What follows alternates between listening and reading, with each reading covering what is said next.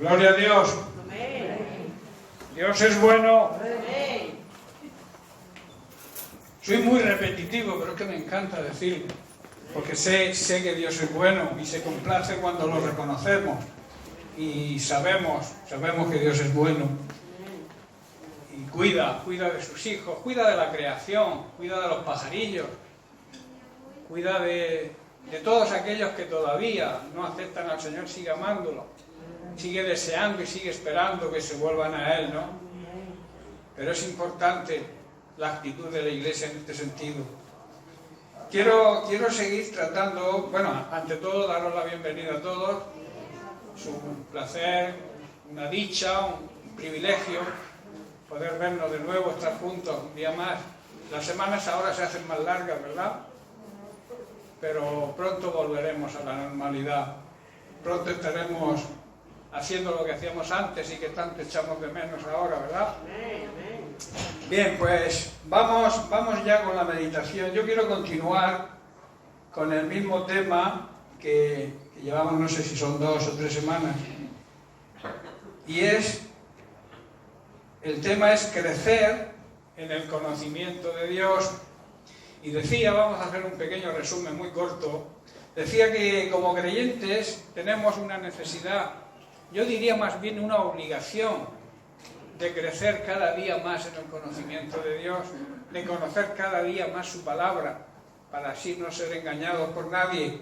Pero no solamente es conocerlo, digamos, mentalmente o históricamente lo que ocurrió con Jesucristo, sino tener una relación de intimidad con Él, conocer a Dios en intimidad, a través de la oración, a través de la meditación, de la profundizar en su palabra, que es lo que significa meditar, escudriñar, excavar ahí, para poder ver esos tesoros que están ahí y que Dios quiere revelarnos. Pero claro, para eso tenemos que profundizar en esa palabra, llegar a encontrarlo, porque la verdad es que si no somos guiados por la palabra de Dios, seremos guiados por otros guías y seguramente mal guiados.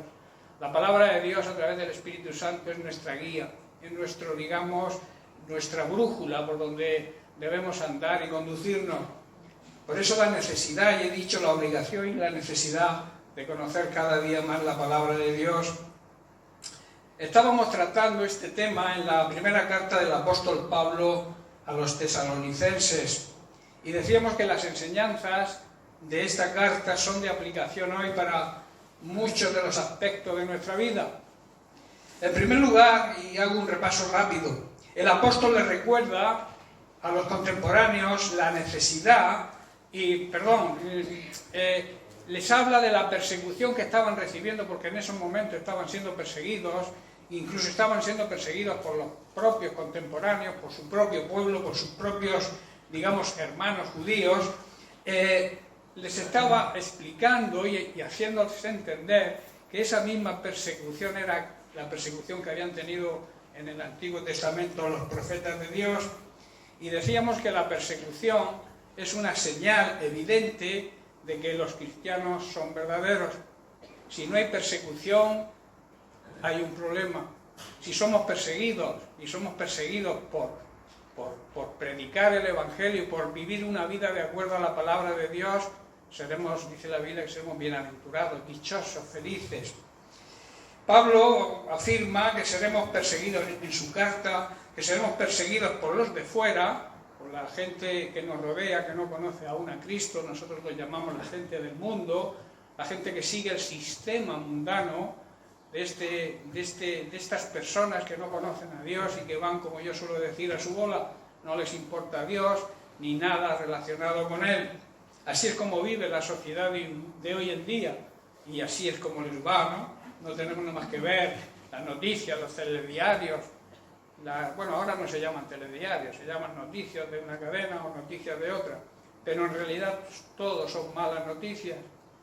Yo no sé si es que las buenas no las quieren anunciar, pero todo lo que se ve son noticias malas, noticias de maldad, noticias de... Ahora estamos con la pandemia esta del COVID-19, todos son malas noticias, no vemos nada más que eso y cosas, como yo digo, que no nos importan a muchos, pero que muchos están atados, que son los culebrones, son las, digamos, la prensa esta rosa, el vivir pensando en cómo vivió fulanito de tal, famoso tal, y cómo están viviendo sus familiares hoy en día. Esa es, digamos, la preocupación vana, porque eso es todo vanidad, todo no sirve para nada. Pero sí, esa es caer en la mentira del mismo diablo para desviarnos de nuestra verdadera preocupación, que es nuestra vida eterna. Porque la vida aquí, digamos, es muy corta, y aquí nos preparamos, estamos haciendo méritos para alcanzar o bien la vida eterna o la condenación eterna. De nosotros depende, del ser humano, tomar la decisión. En segundo lugar, estuvimos tratando otra enseñanza que Pablo transmite en su carta, que es una exhortación sobre la vida santa que debemos llevar todos aquellos que hemos recibido a Jesucristo, o sea, a su iglesia, para que cuando venga en su segunda venida nos podamos ir con Él. En esa carta es de aplicación hoy, tenemos que estar preparados. Yo siempre digo, y lo he comentado muchas veces, que nuestra obligación es tener las maletas hechas, porque no sabemos ni el día ni la hora, solamente el Padre conoce el día y la hora del regreso de Jesucristo. Entonces eso nos lleva a un gran gozo y a una gran esperanza, que es saber que los cristianos, y es lo que quiere transmitir Pablo a sus contemporáneos y hoy a nosotros, es que aquellos que estemos en Cristo, que vivamos una vida de acuerdo a los principios bíblicos, tenemos la seguridad de que un día, no muy lejano por las señales que estamos viendo, podamos estar juntos para siempre con el Señor. Y eso es un gran gozo y una esperanza. Por eso Pablo dice que debemos gozarnos y compartir, exhortarnos unos a otros con esa esperanza y ese gozo. Entonces vamos a entrar ya en el tercer punto de la enseñanza de Pablo en esta carta. Ya hice una pequeña introducción la semana pasada sobre el tema, pero hoy lo vamos a tocar a fondo, que es que Pablo afirma que no recibiremos las consecuencias de la ira santa de Dios, no recibiremos las consecuencias del enojo con aquellos que no aceptan la salvación, que no aceptan a Jesucristo. Entonces ahí es donde la ira de Dios actúa, no porque Dios quiera, sino porque el hombre decide no aceptar el regalo, porque es un regalo, la salvación Dios te la regala. Nos regaló a su Hijo, nos dio a su Hijo Jesucristo, Dios el Padre, para que todo aquel que crea, le siga, le obedezca, tenga vida eterna y no se pierda, no se condene. Entonces la solución la da Dios, pero la decisión de aceptar el regalo es cosa nuestra. Por eso yo empleo la palabra necio de aquel que vive de espaldas a Dios, porque de espaldas a Dios el futuro es muy negro. El presente ya lo estamos viviendo, ya estamos viendo cómo es el presente, pero debemos preocuparnos por el futuro, pero no por el futuro de aquí, mañana, pasado, sino de la vida eterna, porque un día, tarde o temprano, todos partiremos con el Señor, de una manera, bien que muramos físicamente antes de que Él regrese, o bien que seamos arrebatados cuando Él regrese, aquellos que estén vivos, pero el propósito final es estar en la presencia de Dios siempre, y eso debe alegrarnos. La ira santa se puede definir, por tanto, como la respuesta de Dios cuando ve la maldad, ve la injusticia que comete el ser humano. Y esto se traduce, digamos, en un enojo y en un enfado. Los seres humanos expresan ira y Dios también la expresa, pero hay una gran diferencia, decíamos la semana pasada, entre la ira de Dios y la ira del hombre. La ira de Dios es santa, no es algo directo que Él quiere sobre el ser humano, no es que Él desee que esa ira caiga sobre el ser humano, porque Dios ama al ser humano, Dios ama su creación, ama todo lo creado, ama a los que todavía no le aceptan. Por eso ideó el plan de salvación, ideó el regalo de la salvación, pero ese regalo conlleva recibirlo. Si tú me haces un regalo y yo no lo acepto, no puedo disfrutar de ese regalo. Pues Dios hace lo mismo, Dios te regala la salvación cuando tú te arrepientes, cuando tú te entregas y cuando recibes a su Hijo Jesucristo como tu único y suficiente Salvador y Señor. Por tanto, la ira santa siempre está justificada. La ira santa siempre es provocada, es una provocación del ser humano hacia Dios. Entonces, la ira de Dios es santa y siempre está justificada. La ira del hombre no es ni santa y nunca, o la mayoría de las veces nunca, es justificada. Lo que sí hay que decir, y esto es importante, que debemos aprender como Iglesia e intentar transmitir a todos aquellos que nos rodean, es que la ira es algo terrible y aterrador para aquellos que rechazan, que se niegan a aceptar a Jesucristo. Eso sí debemos saberlo como Iglesia, porque ¿sabéis que la Biblia está escrita para la Iglesia?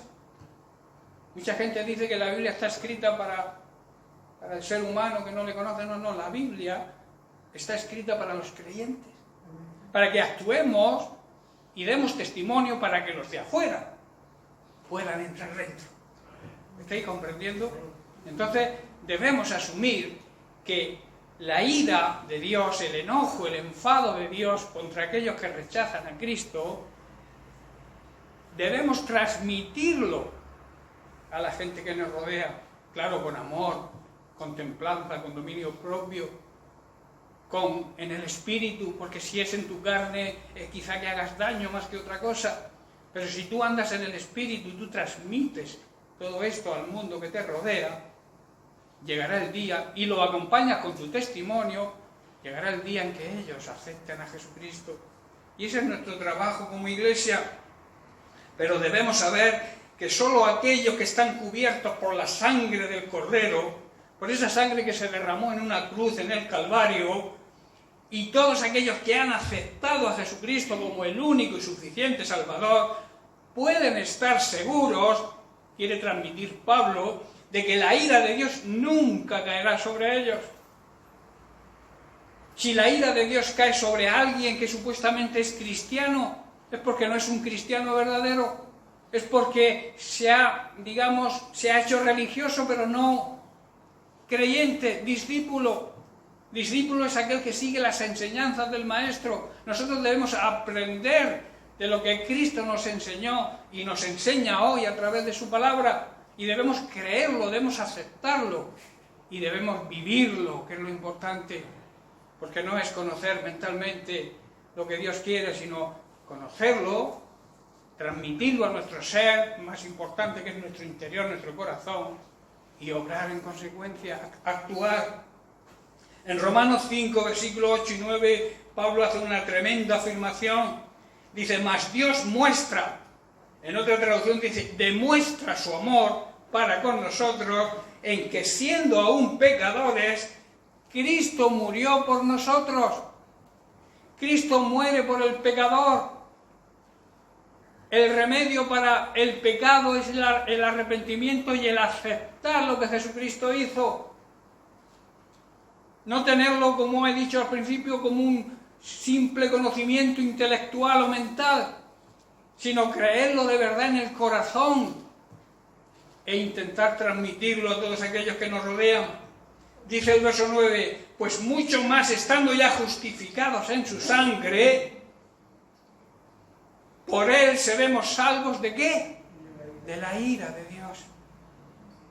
Cuando hemos recibido el regalo de la salvación mediante el arrepentimiento y el aceptar a Jesucristo como dueño y Señor de nuestra vida y como nuestro único y suficiente Salvador, porque no te puede salvar nadie más. El único que puede salvar es Jesucristo, el único que tiene el poder para salvarte y para salvar a esta humanidad, Jesucristo. Ningún hombre, por muy santo, digamos, que haya sido, ningún ser humano puede librarte de la eternidad en el infierno o en el cielo si no es Jesucristo. Jesucristo es el camino hacia el Padre, que quiere decir que Jesucristo es el camino a la vida eterna. Por eso debemos transmitir eso Y dice, demuestra su amor cuando aún éramos pecadores, pero ya no somos pecadores, ¿verdad? Está diciendo que ya no vivimos en pecado, porque pecar, cometer un fallo espontáneo, eso a todo ser humano nos ocurre diariamente, pero tenemos el Espíritu Santo morando dentro de nosotros que nos redarguye, y en el momento que cometemos ese pecado nos arrepentimos. Hay algo que se mueve dentro de nuestro ser, un dolor por haber pecado, por haber ofendido a Dios, y entonces Jesucristo actúa como nuestro abogado defensor, porque Él está intercediendo por nosotros. Ahora, si tú vives conscientemente en pecado, no sientes dolor cuando pecas, ese dolor interno de haber ofendido a Dios. Permítame que te diga que es que no has nacido de nuevo. ¿Estáis entendiendo, hermano? Veamos la enseñanza de Pablo en el capítulo 5 de la primera carta de Tesalonicenses que estamos analizando, el versículo 8. Dice, pero nosotros que somos del día, los que vivimos en la luz, seamos sobrios, habiéndonos vestido, que significa habiéndonos protegido con la coraza de la fe y de amor, y con la esperanza, la confianza de la salvación, como un yelmo que nos protege nuestra cabeza. En resumidas cuentas, estamos protegidos con la armadura de Dios. Y el verso 9 dice, porque no nos ha puesto Dios, ¿para qué? Para ira, sino para alcanzar salvación por medio de nuestro Señor Jesucristo. Quiere decir que Dios escogió salvarnos por medio de nuestro Señor y Salvador Jesucristo, y no quiere derramar su enojo, su ira sobre nosotros. Para eso envió a Jesucristo, para librarnos de esa ira, de esa condenación eterna. Verso 10 dice, quien murió por nosotros, para que ya sea que velemos o que durmamos, vivamos juntamente con Él. Dicho de otra manera, estemos vivos o estemos muertos cuando Jesucristo regrese, podamos vivir con Él para siempre. Y el verso 11 dice, por lo cual, animaos, alentaos los unos a los otros y edificaos unos a otros, así como lo hacéis. Qué clara es la palabra de Dios y qué precioso es entenderla y qué bueno es meditar en ella. Por eso yo siempre digo que orar es bueno, leer la palabra es buenísimo, pero profundizar en ella para esconder que el Espíritu, o sea, para reconocer y ver esos tesoros que están ahí escondidos y que Dios nos quiere revelar a través del Espíritu Santo para que se hagan rema en nuestra vida. Aquí digamos que hay como una verdad central, que es que la ira, el enojo, no es la esencia de Dios. Dios no quiere. La esencia de Dios es el amor, no la ira. Pero siempre que hay una provocación, hay ira. Y el ser humano, por desgracia, siempre ha estado provocando y sigue provocando a Dios. Por eso la ira de Dios está ahí. No, vuelvo a repetir, Dios no quiere airarse con el ser humano, pero es algo que brota. No va directamente contra el ser humano, sino lo que hace el ser humano. Es lo que provoca la ira de Dios. Por eso, en Hebreos 3, a partir del verso 7, el escritor de Hebreos recuerda lo vivido por el pueblo de Israel en el desierto. Dice el verso 7, por lo cual, como dice el Espíritu Santo, si oyeres, o sea, si prestaras atención y obedecieras hoy su voz, y no endurezcáis vuestros corazones como en la provocación, habla de la provocación en el día de la tentación en el desierto, cuando los padres de los judíos, los padres, los antepasados, le provocaron en el desierto.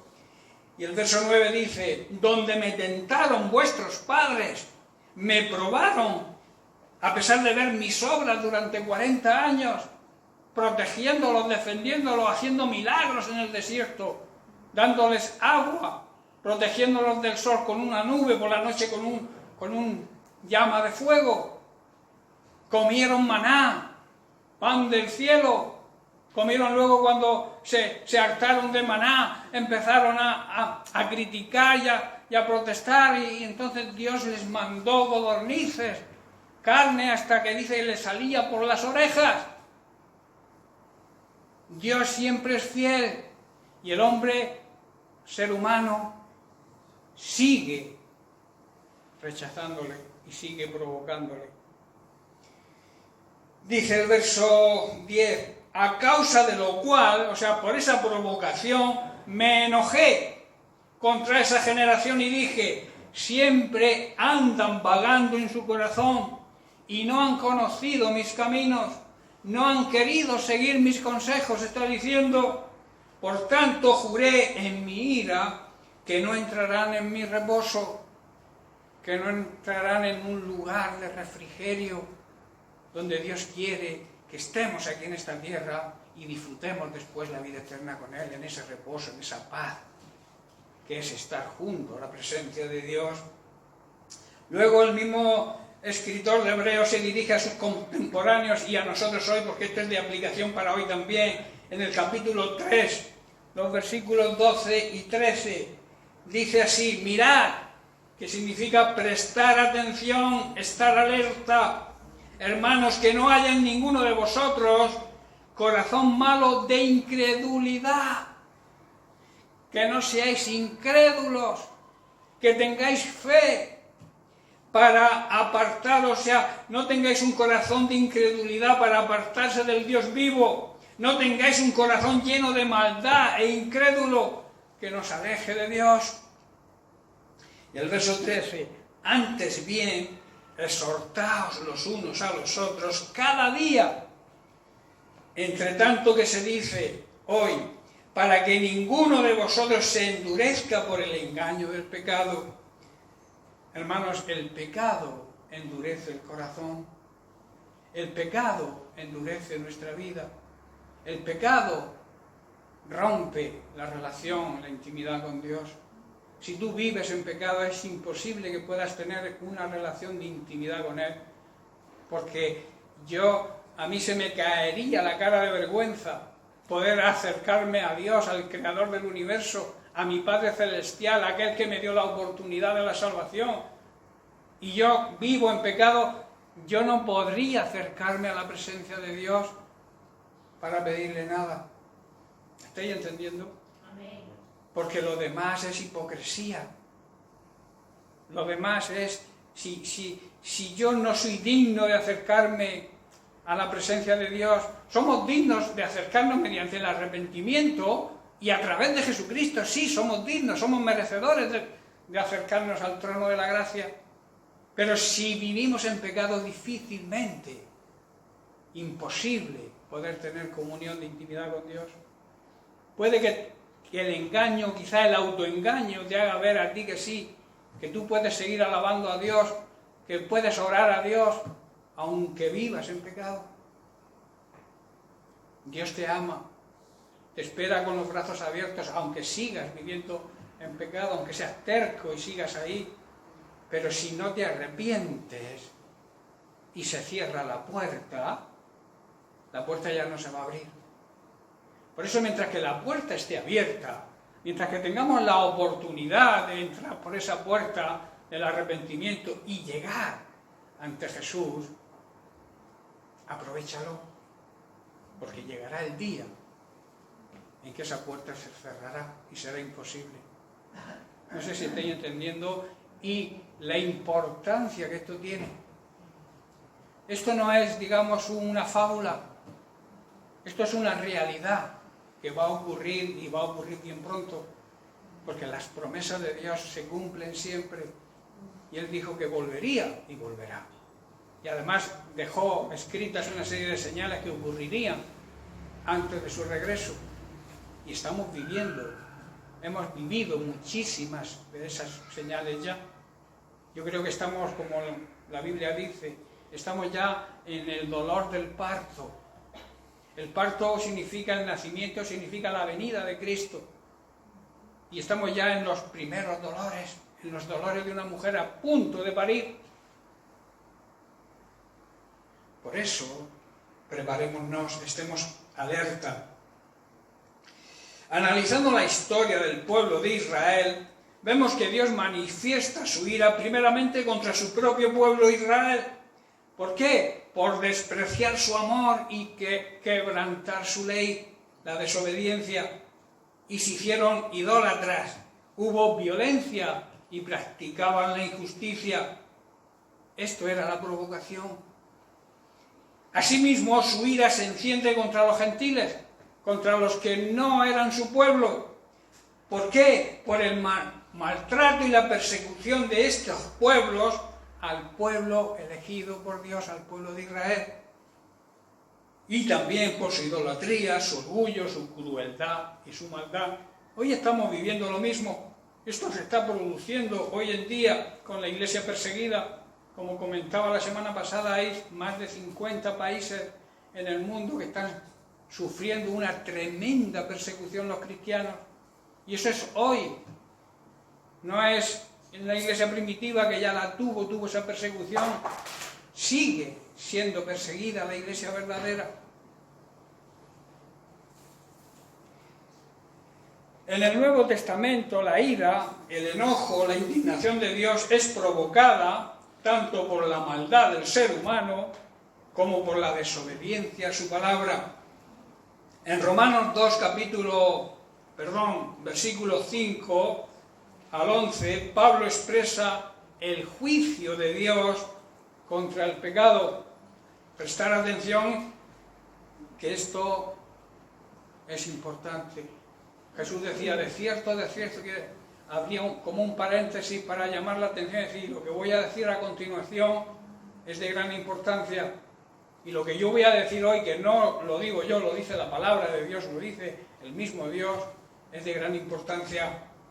Dice, pero por tu dureza, que cada uno se lo aplique a sí mismo. No esté pensando en el de al lado, en el vecino, en su hijo, en su marido, en su esposo, en su esposa. No pienses en eso, aplícate esta palabra a ti misma o a ti mismo. Dice, por tu dureza, por tu corazón no arrepentido y atesoras para ti mismo ira para el día de la ira y de la revelación del justo juicio de Dios. Decíamos que es un Dios justo, que la justicia y el amor siempre van unidos. Dios es amor, pero también es justicia. Y te advierte y te está diciendo, nos dice a todos, que estemos alerta, que no seamos duros de corazón, que nos arrepintamos si estamos mal con el Señor, si estamos viviendo una vida que desagrada a Dios, arrepintámonos de una vez. No juguemos a religión. Dios no quiere religiosos, quiere personas que le obedezcan, que le sirvan y que estén obrando de acuerdo a su palabra. Nosotros tenemos un gran privilegio aquí en la zona del mundo que nos ha tocado vivir, que es que la Biblia, la palabra de Dios abunda. Estúdiala, profundízala, aplícate la palabra a ti mismo, sin pensar, sin mirar a los demás. Y analiza tu vida. Y si tu vida no está en orden, estás en peligro. Quizás no llegues a comprender el alcance de ese peligro, pero es un peligro tremendo. La condenación eterna es un peligro tremendo. No arriesgues tu vida eterna por querer seguir terco, con ese corazón duro, sin arrepentirse. No sé si estoy comprendiendo el alcance de estas palabras de Pablo. Está diciendo Pablo, pero como eres tan terco y te niegas a arrepentirte y abandonar tu pecado, estás acumulando un castigo terrible.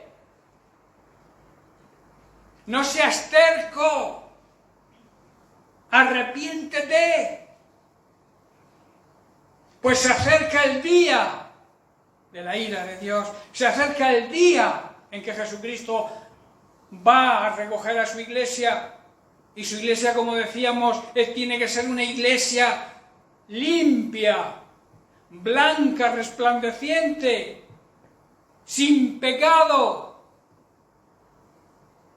Él no va a desposarse con una novia que no tenga los vestidos blancos. Las vestiduras blancas significan pureza, limpieza, verdad. Él no se va a desposar con una novia mentirosa, con una novia que adultera, con una novia que dice malas palabras, que tiene un lenguaje obsceno. Él quiere una iglesia limpia, pura, resplandeciente. Resplandeciente quiere decir que sea luz, que alumbre.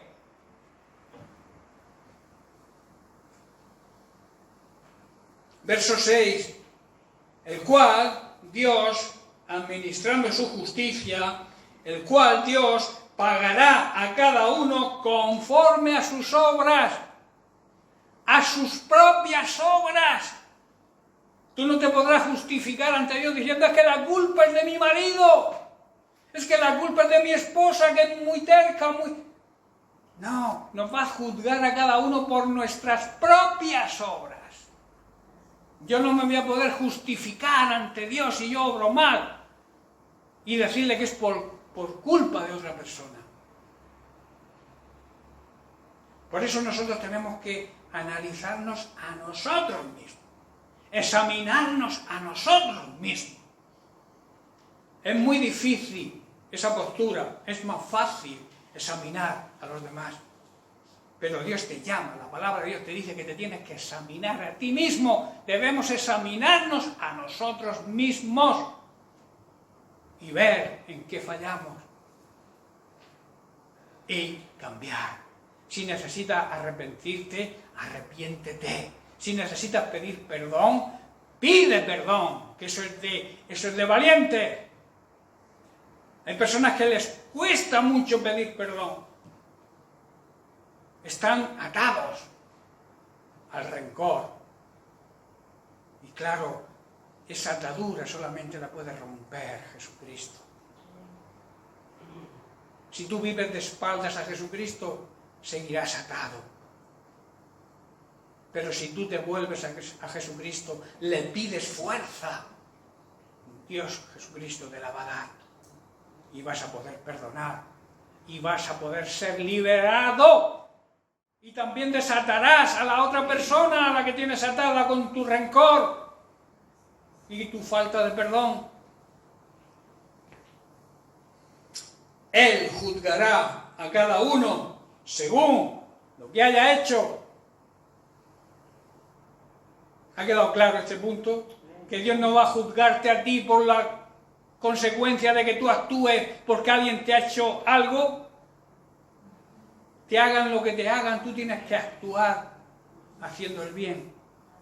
De hacer el bien, no nos debemos de cansar nunca.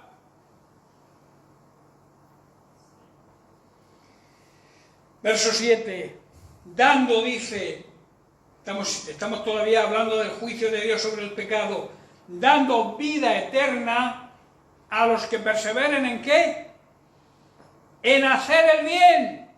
A los que se mantengan firmes haciendo el bien en medio de cualquier circunstancia, sea favorable o no lo sea. Buscan gloria, buscan honra e inmortalidad. Pablo está diciendo que Dios dará vida eterna a los que sigan continuamente haciendo el bien. Pues de esta manera están demostrando que buscan la gloria, el honor y la inmortalidad que Dios nos ofrece. Tremendo, ¿verdad? Yo cuando estaba preparando esto, digo, si yo lograra transmitir lo que estoy sintiendo yo personalmente a la iglesia, que la iglesia entendiera y comprendiera este mensaje, el mensaje de la palabra de Dios, de dejar de hacer lo malo. Hacer lo malo no es matar a nadie. Hacer lo malo es no hacer las cosas de acuerdo a la palabra de Dios.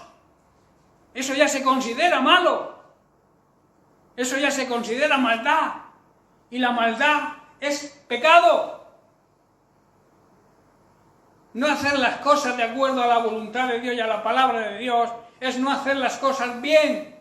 Y si no las estás haciendo bien, es porque las estás haciendo mal. No te autoengañes.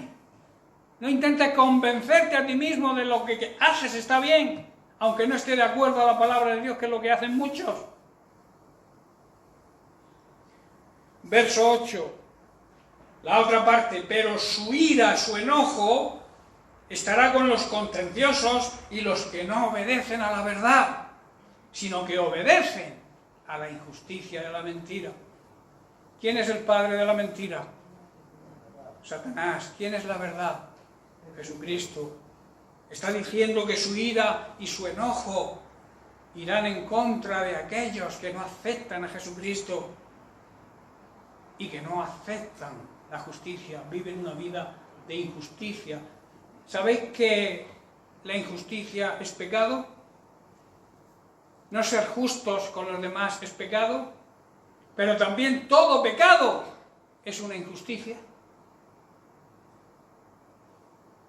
No darle a Dios lo que se merece, no obedecer a Dios es injusticia, ser injusto con Él. Y ser injusto con Él, como he dicho, la injusticia es pecado.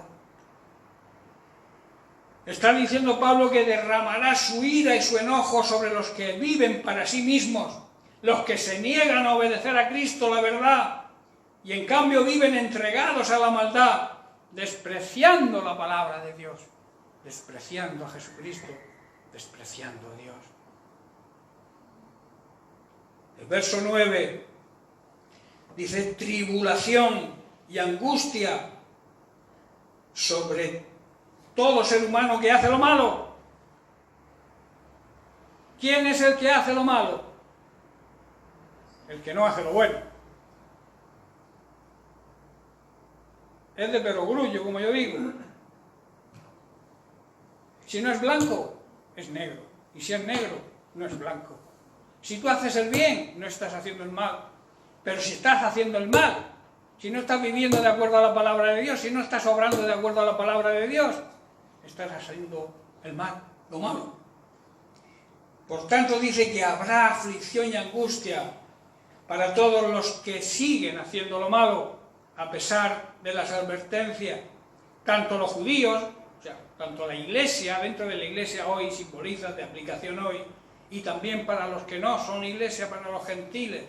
Nadie se escapa, hermanos, de la justicia de Dios. Y el verso 10, aquí la tremenda promesa de Dios, y lo que nos perdemos o lo que se pierden aquellos que siguen empecinados en hacer las cosas mal. Dice, pero gloria y honra y paz a todo el que hace lo bueno. ¿Tú quieres tener gloria? ¿Tú quieres ser glorificado por el propio Dios? ¿Tú quieres recibir la honra de Dios? ¿Tú quieres que Dios te honre? ¿Tú quieres vivir en la paz de Dios? ¿Quieres hacerlo? Haz lo bueno. Haz las cosas bien. Haz las cosas como lo manda la palabra de Dios. Y si te falta sabiduría para entender lo que es la palabra de Dios, pídele a Dios sabiduría. Que tienes al Espíritu Santo, si eres realmente un nacido de nuevo, tienes al Espíritu Santo morando dentro de ti. Escúchalo. Presta atención a su guía. No lo tengas ahí arrinconado y no lo dejes hablar. Y cuando quiere hablar, tú le dices, cállate que aquí mando yo, que en mi casa mando yo. ¡Qué orgullo!, ¿verdad? Tener al Dios vivo a través de su Espíritu Santo morando dentro de nosotros y preferir callarlo y seguir mi voz y mi propio camino, que me va a llevar a la condenación, que me va a llevar a la destrucción. Habrá gloria, honra y paz. ¿De dónde? De parte de Dios. para todos los que hacen lo bueno, para el pueblo de Dios primero y también para los gentiles, para que los que todavía no son su pueblo, Dios incluye aquí a toda la raza humana. Y concluye con el verso 11, dice, porque no hay acepción de personas para con Dios, que quiere decir que Dios no muestra favoritismo con nadie, no tiene favoritos. Él ama por igual a todos.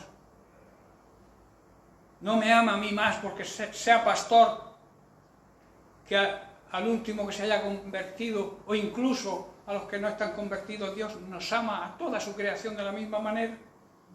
Pero vuelvo a repetir, Dios es un juez justo.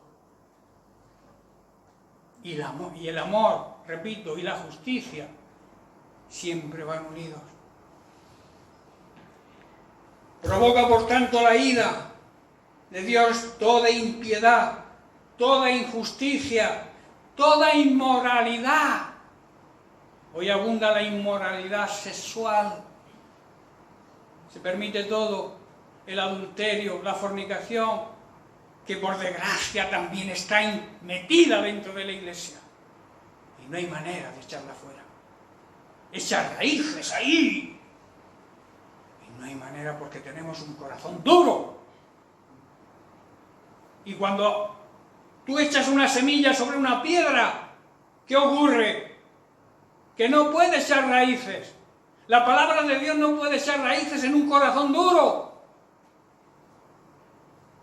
Por eso dice Pablo que no haya en vosotros un corazón duro de incredulidad. Debe ser blando. Hay una promesa de Dios que dice que cambiaré tu corazón de piedra por un corazón de carne. ¿Por qué dice eso? Porque en una tierra blanda es donde la palabra de Dios entra y produce. Pero en un corazón duro es imposible, por la dureza de vuestro corazón.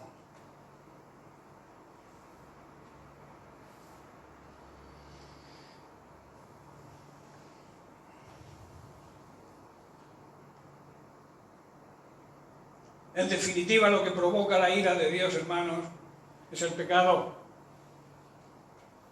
Y el mayor pecado que existe es no aceptar el regalo de la salvación, no aceptar el regalo que se llama Jesucristo. Eso es lo que provoca la ira de Dios. El decir, yo lo he hecho todo, lo he dado todo, he dado a mi hijo. El hijo se entregó completamente a una vida santa desde niñez, a una vida ejemplo desde niñez. Dice que no hubo mentira en su boca como ser humano que era. Y luego murió en una cruz, se entregó por nosotros totalmente. Y cuando tú rechazas eso, eso provoca la ira de Dios. Esa ira santa que dice, he hecho todo, amo de tal manera al ser humano que lo he dado todo por él. Y él me rechaza. Esa es la provocación, hermanos. Esa es la provocación de hoy en día, de este mundo, que rechazan a Dios y a todos los que le seguimos, también somos rechazados. Efesios 5:6, Pablo advierte aquí a la iglesia, dice, nadie os engañe con palabras vanas, que significa palabras inútiles, palabras sin sustancia, vacías.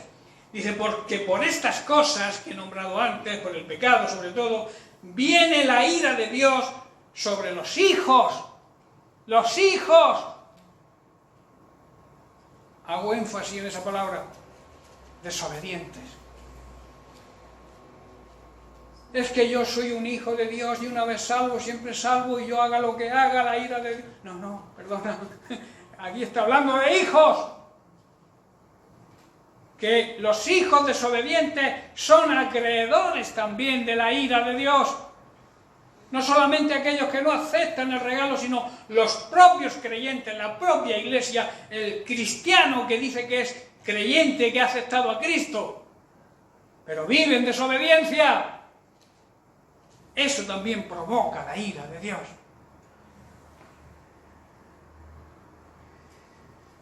La conclusión de lo que Pablo enseña y quiere exhortar a la iglesia es que la causa de la ira La causa del enojo de Dios es el menosprecio, no apreciar su amor demostrado en Jesucristo. Debemos hacer aquí ciertos recordatorios a aquellos que conocemos la palabra de Dios. Dios demostró su gran amor al enviar a su amado Hijo a morir por nosotros cuando todavía éramos pecadores. También que fuimos declarados justos, o sea, fuimos justificados ante los ojos de Dios a través de la sangre de Cristo. También debemos saber y recordar que Jesucristo aplacó la ira santa de Dios que merecía nuestra maldad y nuestra desobediencia. El juicio y la sentencia que deberíamos haber recibido nosotros, Cristo lo recibió. Debemos recordar eso. Cuando tú estés cometiendo un pecado, cuando tú lleves una vida de pecado, piensa en eso. Huye del pecado. El pecado trae destrucción a las vidas. Destruye a la iglesia, destruye a la familia, destruye a los hijos. El pecado trae gravísimas consecuencias. Primeramente a uno, al que lo comete. Luego a la familia. Y luego a la iglesia. Por eso el pecado, que hoy muchos de los predicadores no nombran el pecado por ninguna de sus predicaciones, pero el pecado, hermanos, sigue existiendo. Y hay que predicar del pecado para que la gente se dé cuenta de la gravedad que conlleva vivir en pecado. Jesucristo recibió ese juicio, esa sentencia, aplacó la ira de Dios y así nos justificó y nos libró de esa ira. Por este motivo, tenemos o deberíamos tener la seguridad, si vivimos de acuerdo a la palabra de Dios, si vivimos alejados del pecado, debemos tener la seguridad de que hemos sido librados de la ira de Dios y hemos sido salvados de la condenación eterna. Eso es una gran promesa. ¿Por qué despreciamos esa tremenda promesa? ¿Por qué despreciamos el amor de Dios? No valoramos lo que Dios nos ama y lo que Dios hizo por nosotros. Eso es el pecado de hoy en día de la humanidad y de parte de algunos llamados creyentes.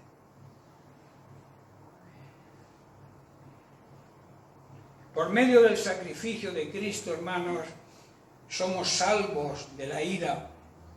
Los creyentes, los realmente creyentes auténticos, hemos sido justificados por Él.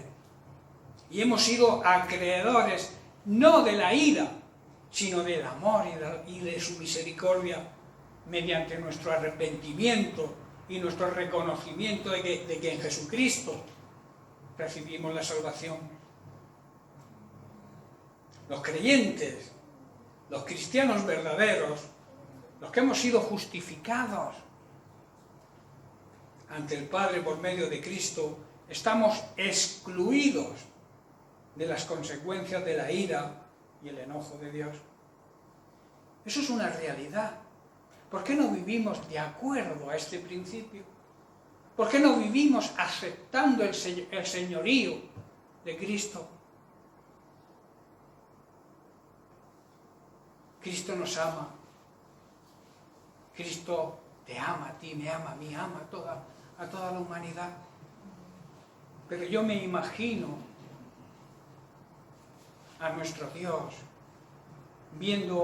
observando a la humanidad y lamentablemente observando también a su iglesia, cómo se empecina en seguir viviendo sin hacer el bien, haciendo lo malo, pecando. Yo haría, para terminar este punto, haría la siguiente pregunta. ¿Has sido justificado por Cristo? ¿Te sientes justificado por Cristo? Hazte esa pregunta.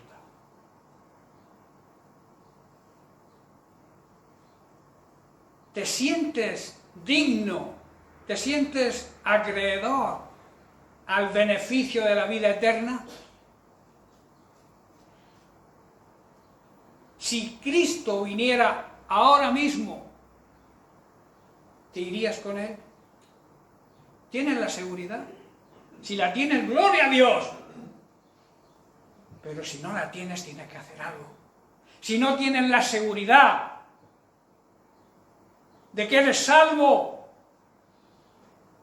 si no la tienes, pídele al Espíritu Santo que te muestre el camino y obedece.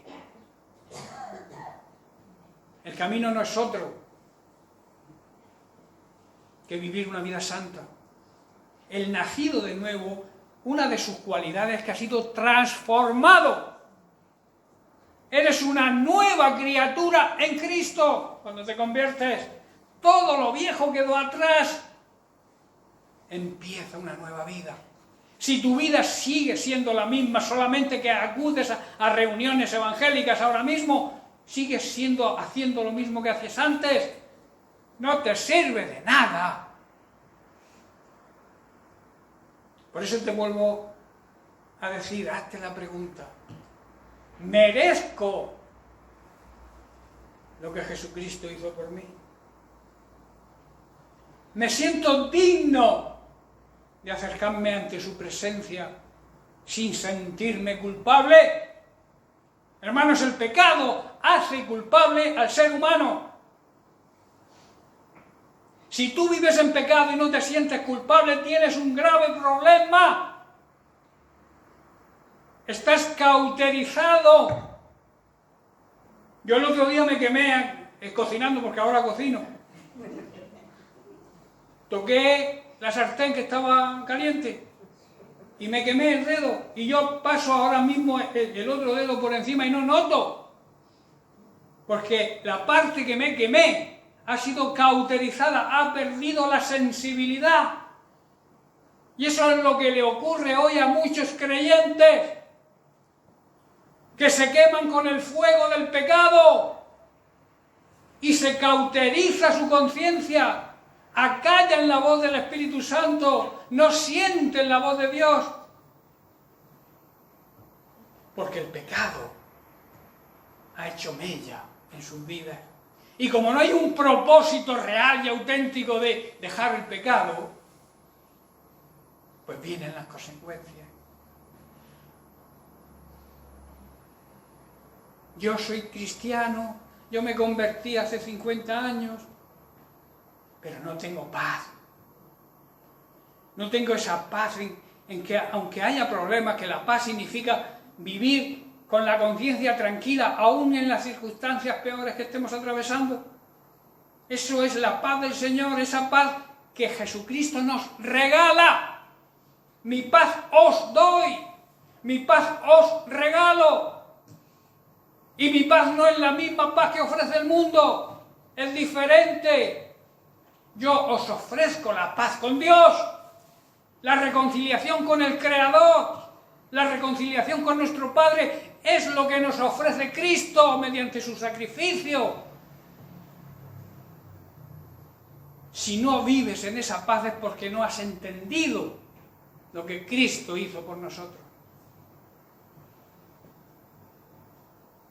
Qué bueno es que entendiéramos esto, que lo grabáramos a fuego en nuestro corazón y tomemos la decisión, hermanos, y con esto termino, tomáramos la decisión de empezar a hacer las cosas bien, dejar el pecado y de hacer las cosas mal, que en definitiva hacer las cosas mal es pecado.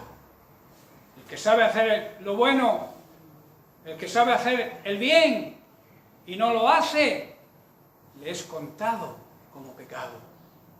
¿Amén? Amén. Bien, pues que Dios te bendiga. Seguiremos la semana que viene con la cuarta enseñanza que Pablo transmite o quiere transmitir a sus contemporáneos y hoy a la Iglesia de Cristo, que es que debemos ser agradecidos.